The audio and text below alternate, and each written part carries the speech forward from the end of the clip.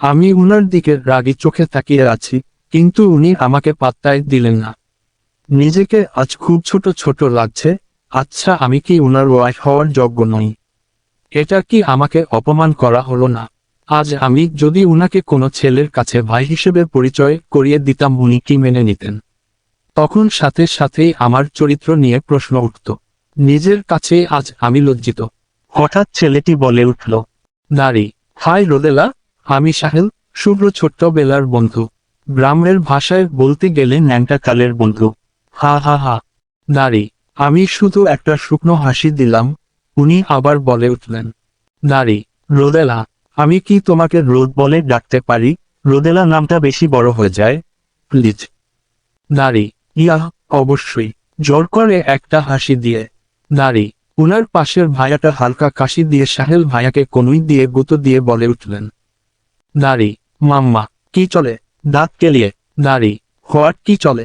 স্যাট up. শুভ্র, তোরা কই যাচ্ছিলি? নারী, রোদকে ড্রপ করে দেন, অফিস যাব। রোদ এবার অ্যাডমিশন দিবে, মাহির ভাইয়ের কোচিংয়ে অ্যাডমিট করে দিচ্ছি। নারী, ওহ আচ্ছা। নারী, আমার আর ওদের কথাবার্তা ভালো লাগছে না। রাগে গাজলে যাচ্ছে। জানি না এর রাগ কার উপর, নিজের উপর নাকি শুভ্র উপর। এদের সবার চুল টেনে টেনে ছিঁড়তে পারলে রাগটা কমতো বলে মনে হচ্ছে। কি মনে করে শুভ্র নিজেকে? আমি কি ফাল্লা নাকি? আমার পরিচয় যদি ওর কাছে শুধুই ফুপ্পির মেয়ে হয়, তাহলে আমার কাছেও ওর পরিচয় শুধু আমার মামুর ছেলেই হওয়া উচিত। আর কিছু ভাবতে ইচ্ছা করছে না, আর না ওদের দাঁত কালানো দেখতে ইচ্ছা করছে। মনে হচ্ছে পুরো দুনিয়া যেন আমাকে নিয়ে হাসাহাসি করছে। নারী, ভাইয়া, শুভ্র ভাইয়া। নারী, আমার ভাইয়ার ডাক হয়তো উনার হজম হয়নি, বা উনি হয়তো এক্সপেক্ট করেননি এমন কিছু, যার কারণে উনি অবাক চোখে আমার দিকে তাকালেন। নারী, কি হলো ভাইয়া, এভাবে তাকিয়ে আছেন কেন? চলুন প্লিজ, আমার ক্লাসে লেট হচ্ছে। নারী, উনি কোনোরকম মাথা নেড়ে উনাদের থেকে বিদায় নিয়ে বাইক স্টার্ট দিলেন। আমিও চুপচাপ বসে আছি। আমি বুঝতে পারছি না আমার ঠিক কেমন রিয়েকশন দেওয়া উচিত। উনি আমাকে কোচিংয়ের সামনে নামিয়ে দিলেন। নারী, ভাইয়া, ছুটির সময় আপনাকে আসতে হবে না, আই উইল ম্যানেজ।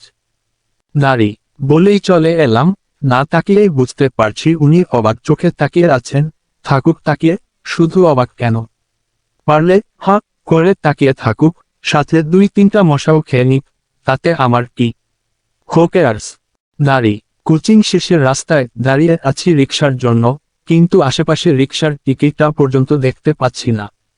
নারী, সব রিকশাওয়ালা কি রোদের বিপক্ষে জোট গঠন করেছে নাকি? প্রশ্ন চিহ্ন। যে রোদকে তারা কেউ রিকশায় তুলবে না। আমার ভাবনা চিন্তাকে দুমড়ে মুছে দিয়ে একটা গাড়ি চরম স্পিডে আমার সামনে এসে থামকে দাঁড়ালো। নারী, ভয়ে আমি রীতিমতো লাফিয়ে উঠলাম।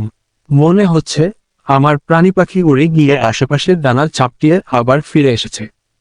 নারী, মেজাজটা চরম গরম হচ্ছে। ব্যাটা গাড়ি আছে তাই বলে কি উড়ে যেতে হবে নাকি? এদের উড়াউড়িতে কারোর জীবন উড়ে গেলে কি হবে শুনি? যত সব আজাইরা পাবলিক, কুহ। নিজের মনে বিড়বিড় করছিলাম, ঠিক তখনই গাড়ি থেকে একটা কচুরিপানা নেমে আমার সামনে দাঁড়ালো। এই লোকটার জন্য কচুরিপানা নামটা আপাতত আমার কাছে পারফেক্ট বলেই মনে হচ্ছে। কড়া সবুজ ব্লেজার আর কচুরিপানার ফুলের কালারের শার্ট পরেছে লোকটা। তবে দেখতে তেমন খারাপ লাগছে না। ভালো করে মুখের দিকে তাকিয়ে দেখলাম, ও এটা তো সাহেল ভাইয়া। এই ব্যাটায় এইখানে কি করে? নারী, হাই রোদ, এখানে দাঁড়িয়ে আছো কেন?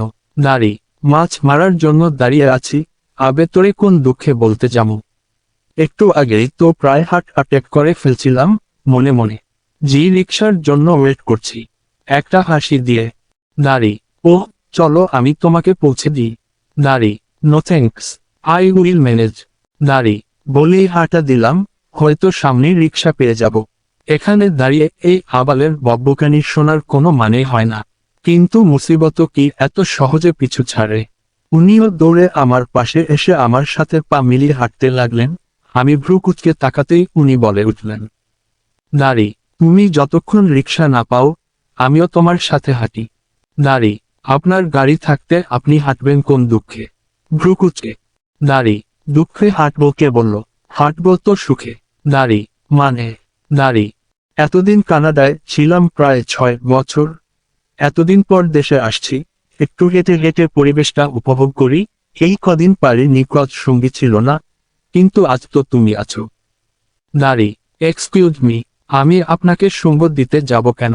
আপনি যান তো এখান থেকে, একদম বিরক্ত করবেন না, বিরক্তি নিয়ে।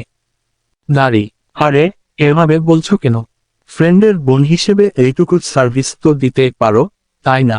নারী: ওহ হ্যালো, ফ্রেন্ডের বোনদের কি আপনার ফ্রি সার্ভিস মনে হয় নাকি? রাগী গলায়। নারী: আরে তা কেন হবে? ওকে যাও, I will pay for it. নারী: তাই নাকি? তাহলে অন্য কাউকে অ্যাপয়েন্ট করেন, আম নট অ্যাভেলেবল। নারী: প্লিজ, তোমাকে আমি আইসক্রিম খাওয়াবো, যদি তোমার সাথে হাঁটার পারমিশন দাও তো, বাঁকা হাসি দিয়ে। নারী: উই মিস্টার, আপনার কি আমাকে বাচ্চা মনে হয় যে আইসক্রিমের লোভ দেখাবেন আর রাজি হয়ে যাব?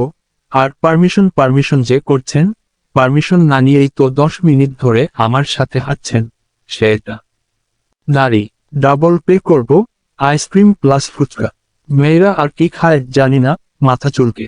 নারী: উনার দিকে কিছুক্ষণ ভ্রু কুঁচকে তাকিয়ে থেকে হেসে দিলাম, উনিও হেসে দিয়ে বললেন। নারী: শো পারমিশন গ্র্যান্টেড, তাহলে আইসক্রিম খাই। নারী: আমিও রাজি হলাম। পাশের দোকান থেকে আইসক্রিম কিনে যেই না মুখে দিব, একটা বাইক তুফানের গতিতে আমার সামনে এসে দাঁড়ালো। আমি ভয়ে চোখ খিচে বন্ধ করে রেখেছি। ভেবেছিলাম আজ আমার ইন্নালিল্লাহ হলো বলে, কিন্তু লাস্ট পর্যায়ে বেঁচে গেছি। আজ সব সিডর আইলা আমার সাথেই কেন হচ্ছে বুঝতে পারছি না। চোখটা হালকা খুললাম বাইকে থাকা মানুষটাকে দেখার আশায়।